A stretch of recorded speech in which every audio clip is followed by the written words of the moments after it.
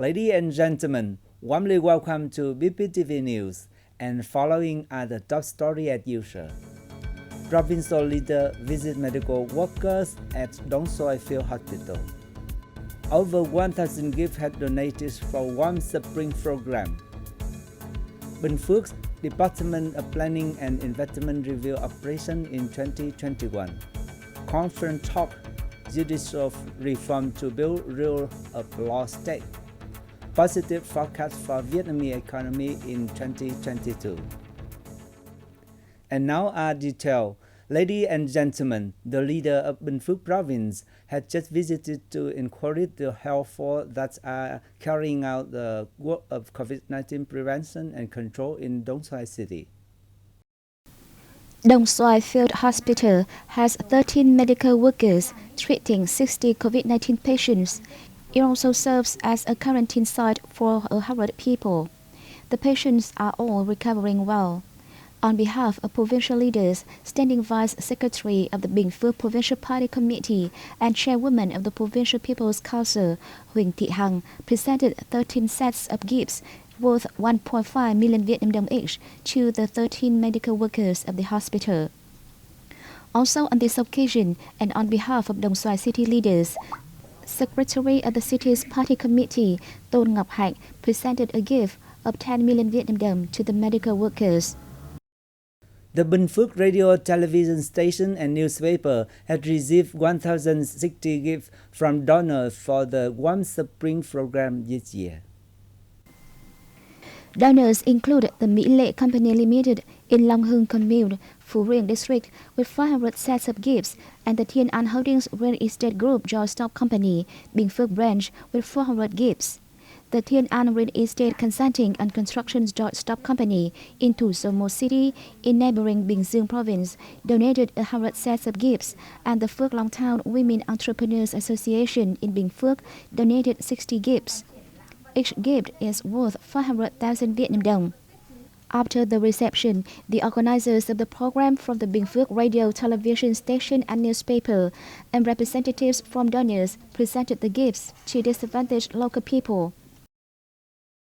The Party Committee and People Committee of Bù Đốp District met recently with outstanding businesses in the district on the occasions of the upcoming Lunar New Year festival. Last year, despite the many difficulties posed by the COVID-19 pandemic, Bù Đốp District worked with businesses to improve its business environment. As the result, the district's budget revenue reached over 220 billion dong last year, with businesses in the locality contributing over 102 billion dong. Bù Đốp set up 45 new companies and cooperatives last year, bringing the total number of enterprises in the district to 201. Of these, 75 operate in trade, 33 in services, and 4 in cashew nut processing.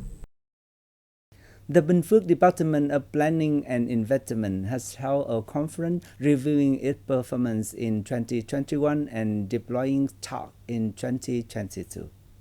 Last year, the department provided consultancy on building socio-economic management scenarios in accordance with the actual circumstances, contributing to achieving or exceeding 20 of the 20 targets set. Bình Phước posted a decent economic growth rate in the context of the COVID-19 pandemic. The department has urged consulting units to implement the planning for Bình Phước province in the 2021 to 2030 period and vision to 2050. Progress was seen in the development of businesses and cooperatives and in Bình Phước efforts to resolve difficulties facing businesses. The disbursement of the province's public investment capital was at a sound level compared to the rest of the country. Specifically, disbursed capital stood at over 4.8 trillion dong as of January 12, fulfilling 135% of the target set by the government and 88.2% of the plan set by the province.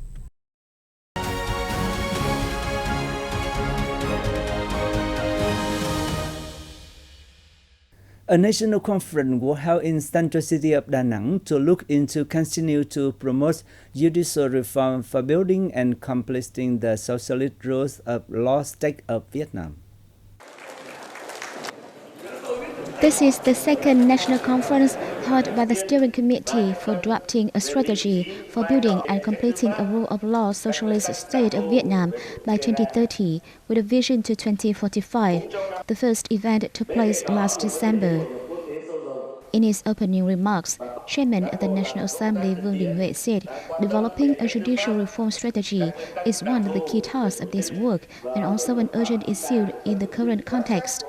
The top legislator pointed out certain problems, adding that strong impacts of the Fourth Industrial Revolution and the country's intensive and extensive integration into the world require judicial reform be further enhanced to better meet requirements in the new context. Providing a brief overview of the meeting, President Nguyễn Xuân Phúc, head of the steering committee, noted the new judicial reform strategy should continue identifying the reform of courts as a breakthrough step. Besides, it is necessary to push ahead with reforming the judicial system while ensuring effective control of power in judicial activities.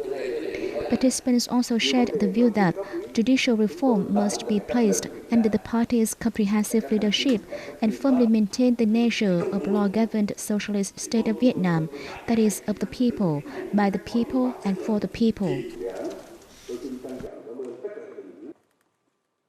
An international press conference on Vietnam completion of the term as a non-permanent member of the United Nations Security Council for the 2020-2021 term took place in Hanoi.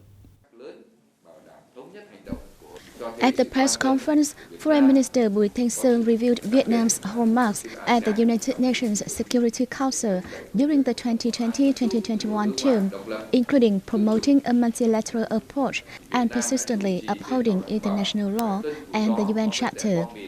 Other hallmarks included strengthening the protection of civilians, promoting international peace and cooperation in disease prevention, among others. 2 years ago, Vietnam earned the strong trust of the international community with 192 out of 193 votes of approval. Vietnam has successfully fulfilled its capacity as a non-permanent member of the Council, earning praises and meeting the common aspiration of the international community for a world of enduring peace, a world free from wars and conflicts, and a world without poverty and inequality. The COVID-19 pandemic may not end this year and business sector could not fully recover. However, the situation will be more positive than 2021 thanks to the updates to the new normal condition according to the General Statistics Office. 2022 growth can be forecast based on such indicators as macroeconomics and major balances of the economy, creating a premise for more flexible and efficient fiscal and monetary policy management. According to the office, the post-pandemic economic development and recovery program, offering support packages through fiscal and monetary policies, will be an opportunity for businesses and people to quickly recover from the pandemic. Domestic demand will recover and increase gradually as a proper part of the population have been fully vaccinated.